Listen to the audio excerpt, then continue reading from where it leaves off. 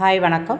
உங்கள் ஆனந்த கண்மணி ஆனந்த நாவல் கீதம் சேனலை கேட்குறவங்க எல்லோரும் மறக்காமல் சப்ஸ்கிரைப் பண்ணிவிடுங்க, லைக் பண்ணுங்கள், கமெண்ட் பண்ணுங்கள், ஷேர் பண்ணுங்கள். வாங்க நாம் இப்போ கதை கேட்க போகலாமா? சுபலதாவின் கூடல்கள் எல்லாம் தேடலுக்காகவே. அத்தியாயம் 31. என்ன என் அம்மா கேட்குது, நீ என்ன பண்ணினாயின்னு சொல்லவா? உன் அம்மாவாச்சும் ஏதோ வாய் வார்த்தையாக கோபத்தை காட்டிட்டு போகிறாங்க. என் அம்மாவுக்கு மட்டும் நீ செஞ்சது தெரிஞ்சது அவ்வளவுதான். ஒரு நிமிடம் உன்னை இந்த வீட்டுக்குள்ளே இருக்க விடாது, அடித்து பற்றி விட்டுரும். என்ன சொல்லவா என்று அவன் பல்லை கடிக்க, என்னடா நான் பாட்டுக்கு கேட்டுக்கிட்டே இருக்கேன், நீ பாட்டுக்கு அவளை ஏதோ மிரட்டுற என்று கனகம் கேட்க, எனக்கு ரெண்டாந்தாரமாக இவளை கட்டி வச்சிட்டான்னு இவளுக்கு அவன் மேலே கோபம். இவ என்ன சொல்லாமல் கொள்ளாமல் கல்யாணம் பண்ணிக்கிட்ட கோபம் அவங்களுக்கு. இவ மேலே விடுங்க, சரியாகிடும் என்று போய்விட்டான். ஆனால் கனகம் விடலை. ஒரு வார்த்தைக்கு கூட நான் கூட்டி போய் வச்சுக்கிறேன்னு அவ சொல்லலையே என்று வந்தவர் போனவர் அத்தனை பேரிடமும் சொன்னார். மேன்மதி அமைதியாக கண்ணீர் வடித்தாள். அடுத்த ஒரு வாரத்தில் சந்தனாவிற்கு நல்ல மாப்பிள்ளை அமைந்து விட்டது. மாப்பிள்ளை சாஃப்ட்வேர் இன்ஜினியர், நெதர்லாந்தில் வேலை பார்க்கிறார், அமெரிக்காவில் வேலை பார்க்கிறார். இப்பதான் இங்கே வந்திருக்கிறார். மாப்பிள்ளை வீட்டாரை கனகம், யோகா, ஏன் இளந்திரையனுக்கும் பிடித்தது. விசாரித்தான். நல்ல குடும்பம். பிறகு என்ன? பெண் பார்த்த பின் பிடித்திருந்தால் நிச்சயம் பண்ணிக்கலாம் என்று பேசினார்கள். மேன்மதிக்கு காலை கண் விழித்ததும் தலையை சுத்தி கொண்டு வரும். பல்லை விளக்கும்போது ஓங்கரித்து விடுவாள். மெல்ல அவள் அந்த வீட்டிற்கு வருவாள். சத்துமாவு கஞ்சி காய்ச்சி தருவார் யோகா. குடிப்பாள். சில சமயம் வாந்தி வராது, சில சமயம் எடுத்து விடுவாள். அதே மாதிரி தான் சாப்பாடும். பெரிதாக அவள் சாப்பிடுவது இல்லை. இலாதான் அரட்டி மிரட்டி சாப்பிட வைத்தான். வாந்தி எடுத்தால் ஜூஸ் போட்டு கொடுத்தான். பெரும்பாலும் அவனே அவளை பார்த்து கொண்டான். அம்மாவுக்கு மதியை அவள் அம்மா கூட்டி போய் பார்க்கலை என்ற எண்ணம். அதனால் கோபத்தில் சில சமயம் பேசினார். மேன்மதி கண்ணீர் வடித்தாள். அவனுக்கும் தெரியும். ஆனால் என்ன பேச முடியும்? அவனால் முடிந்தவரை அவன்தான் அவளை பார்த்தான். தோதாக இப்ப சந்தனாவிற்கு திருமணம் கூடிவிட்டதால் யோகாவும் அடுப்பு வேலை பார்க்க நேரம் இல்லை. மற்ற வேலைகளுக்கு வேலையாட்கள் இருந்தார்கள். சமைப்பது மட்டும் எப்போதும் வீட்டு பெண்கள்தான். மேன்மதி வந்தது முதல் அவள்தான் சமைக்கிறாள். அவள் சமைத்தால்தான் இலா சாப்பிடுவான். இப்ப அவள் வேலை செய்யக்கூடாது என்று செய்ய விடலை. மாப்பிள்ளை வீடு வந்து பொண்ணு பார்க்கட்டும், பிறகு முடிவு பண்ணலாம் என்றார் கனகாம். ஸ்வீட், காரம் மற்றும் கடையில் வாங்கி வந்தான். காபி வீட்டில் போட்டு கொள்ளலாம் என்று இருந்தார்கள். சந்தனா பியூட்டி பார்லர் போய் வந்தாள். நீயும் சேலை கட்டிக்க என்றார் யோகா.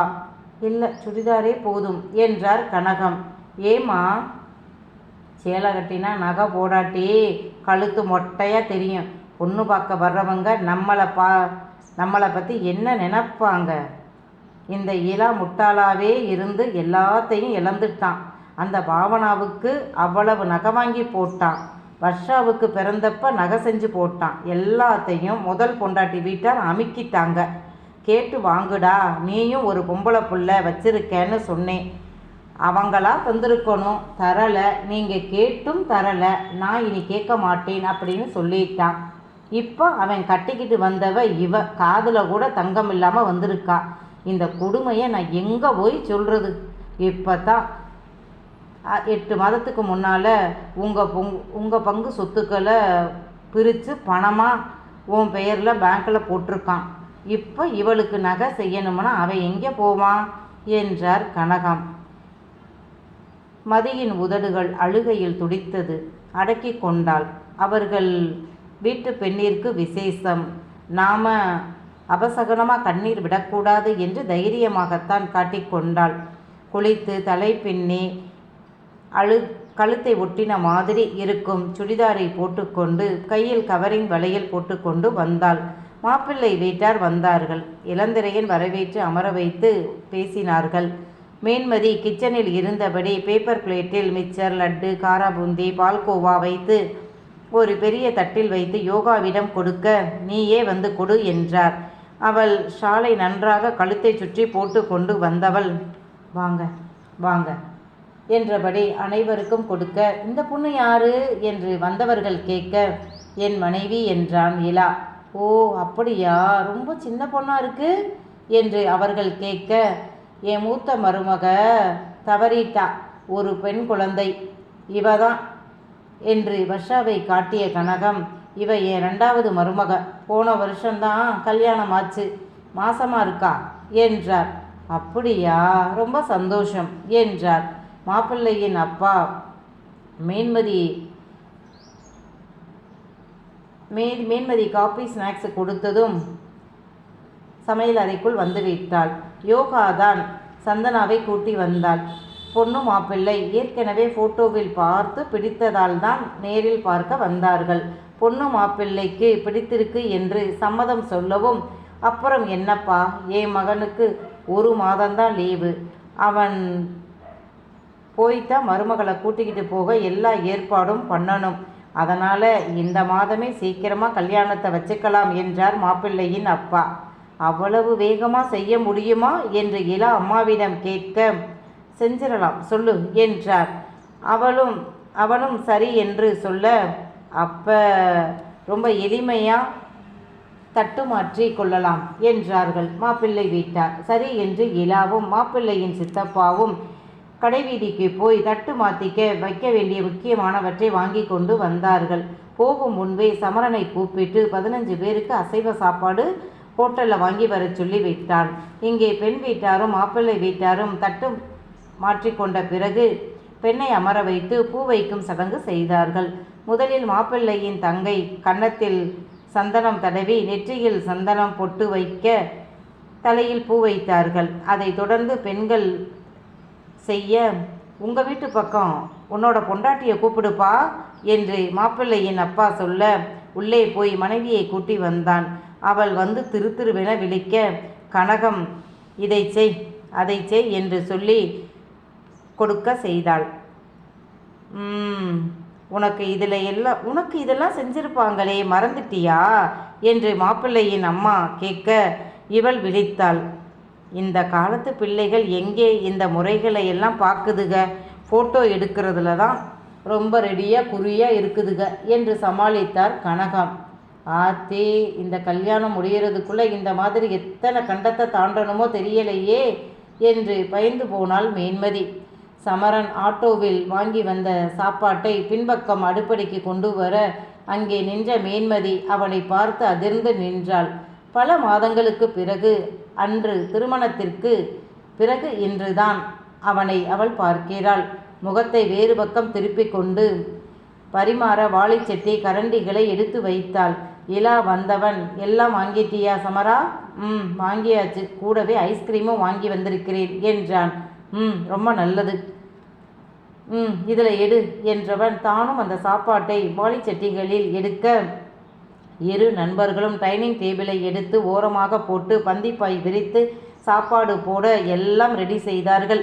பிறகு சாப்பிட கூப்பிட்டார்கள். மாப்பிள்ளை வீட்டார் வந்து அமரவும், இந்த தம்பி யாரு என்று கேட்க, என் நண்பன், என் மனைவியின் அண்ணன் என்றான் இலா. அவர்கள் இருவரும் தான் மாப்பிள்ளை வீட்டாருக்கு பரிமாறினார்கள். யோகாவும் சேர்ந்து கொண்டார். மெல்ல நழுவி பழைய வீட்டிற்கு போய்விட்டாள் மேன்மதி. அவளுக்கு சமரன் இங்கே வந்தது கோபம். சாப்பாடு முடிந்து இரு வீட்டாரும் அமர்ந்து ஐயரை வரவைத்து திருமண தேதியை குறித்து விட்டுத்தான் சென்றார்கள். திருமணத்திற்கு வெறும் 15 நாட்கள் தான் இருந்தது. அதற்குள் எப்படி ஏற்பாடு பண்ணுறது என்று விழிபுதுங்கி போனான். ஆம்பளை பிள்ளை கல்யாணம் என்றால் பரவாயில்லை, இது பொம்பளை பிள்ளை கல்யாணம், நகை நட்டு சீர் செனத்தி என்று எத்தனை வேலை இருக்கு என்று மலைத்து போனார் கனகம். சமரன் சாப்பாடு முடிந்ததும் ஹோட்டல் பாத்திரங்களை எடுத்து கொண்டு போய் விட்டான். நீயும் சாப்பிட உட்காருடா என்று சமரனை இழுத்து வைத்துத்தான் இலா சாப்பிட்டான். இரவு சாப்பாடு சாப்பிடத்தான் மேன்மதி வந்தாள். இலாவும் அங்கேதான் இருந்தான். யார் யாருக்கு என்னென்ன வேலை என்று பிரித்து கொள்ளணும் என்று யோகா சொல்ல, இங்கே யார் இருக்கா உனக்கு செய்ய? என் குடும்பத்து ஆட்கள் கல்யாணத்துக்கு வருவாங்களானே சந்தேகம். சித்திரவள்ளி புருஷன் கண்டிப்பாக வரமாட்டாரு. அவளையும் பிள்ளைகளையும் இலா நீ தான் போய் கெஞ்சி கூத்தாடி கூட்டி வரணும். எல்லா வேலையும் என் மகன்தானே செய்யணும். ஏதோ சமரன் இருக்கிறதால உடனே நிச்சய சாப்பாடு போட்டுட்டோம். அவன்தான் இலாவுக்கு துணையாக இருக்கான் என்றார் கனகம். அவர் இனிமேல் வீட்டிற்குள் வரக்கூடாது என்றாள் மேன்மதி. யாரு என்று இலா கேட்க, உங்கள் நண்பன். எதுவாய் இருந்தாலும் வீட்டுக்கு வெளியே தான் வரணும் போகணும். வாசலை தாண்டி அவர் உள்ளே வரக்கூடாது என்றால் கோபமாக. ஏய், யாருக்கிட்ட பேசுகிறாயின்னு தெரியுதா? அவன் ஏன் நண்பன். இந்த வீட்டில் அவனுக்கு இல்லாத உரிமை யாருக்குமே இல்லை. என் அம்மாவுக்கு அடுத்து அவன்தான். அதுக்காக என் அம்மா இந்த வார்த்தையை சொன்னால் கூட நான் கேட்க மாட்டேன்.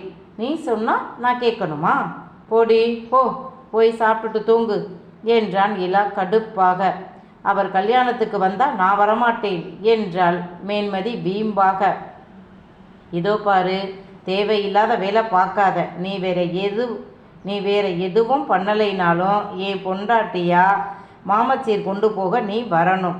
சந்தனாவிற்கு நீ தான் சடங்கு சுத்தணும். அவளோட தாய்மாமா பொண்டாட்டி நீதானே என் பொண்டாட்டி. அப்போ நீ தான் செய்யணும் என்றான் இலா அதிகாரமாக. தாராளமாக செய்கிறேன், ஆனால் அவர் வரக்கூடாது என்றாள் மேன்மதி. அடி என்று அவன் எழுந்து வர யோகா குறுக்கே புகுந்து, மதி போ உள்ள என்ற யோகா. ஏண்டா எதுக்கு எடுத்தாலும் கை ஓங்கிக்கிட்டு வர்ற? அவள் பேசினதை நீ கேட்டாய் தானே? இது என்ன வீம்பு? இவளுக்காக நான் அவனை வேண்டாம்னு சொல்வேனா? இல்லை இவ சொன்ன பேச்சத்தான் நான் கேட்பேனா? இதோ பாரு, என் நண்பன் விஷயத்தில் நீ எது சொன்னாலும் நான் கேட்க மாட்டேன். வீணா என்கிட்ட கேட்டு அசிங்கப்படாத. உன்னோட கௌரவத்தை நீ தான் காப்பாற்றிக்கணும். இனிமேல் அவன் அங்கே வரக்கூடாது இங்கே வரக்கூடாதுன்னு சொல்கிற வேலையெல்லாம் வச்சுக்காத. ஆமாம், அதே மாதிரி தான் என்னையும் நீ அடக்கி உன் கைக்குள்ளே உன் கட்டுப்பாட்டில் வைக்க முடியாது. என் நண்பனை நான் வேண்டாம்னு சொல்லணும்னா நான் உன்னை தூக்கி எறிஞ்சிட்டு போய்கிட்டே இருப்பேன். இன்னொரு முறை நீ இப்படி பேசக்கூடாது என்று மிரட்டினான். அவள் எழுந்து பழைய வீட்டிற்கு போய்விட்டாள். ஏண்டா இப்படி பண்ணுற? கொஞ்சம் அவளை அனுசரித்து போடா. அவள் கல்யாணத்துக்கு வராட்டி நல்லா இருக்காதுடா.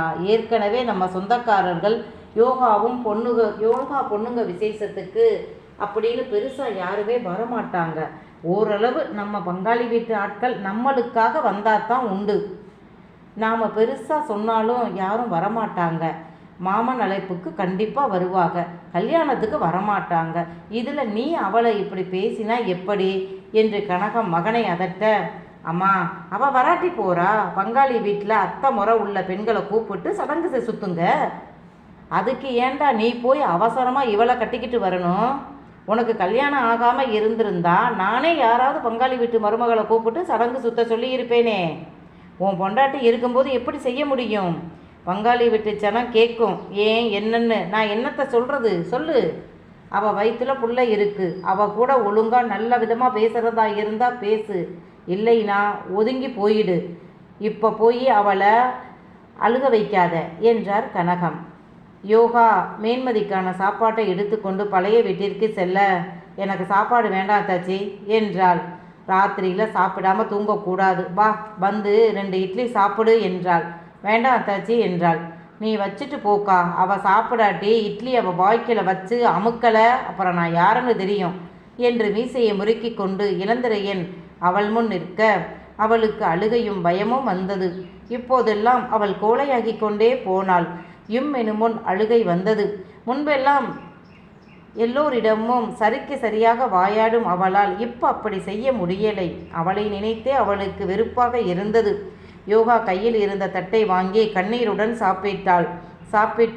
தட்டை வாங்கி கொண்டு வெளியே வந்த யோகா, பாவனாவை நீ கண்ணுக்குள்ளே வச்சு கெஞ்சி கொஞ்சி பார்த்துக்கிட்டது தான் ஞாபகம் வருதுடா என்றார்.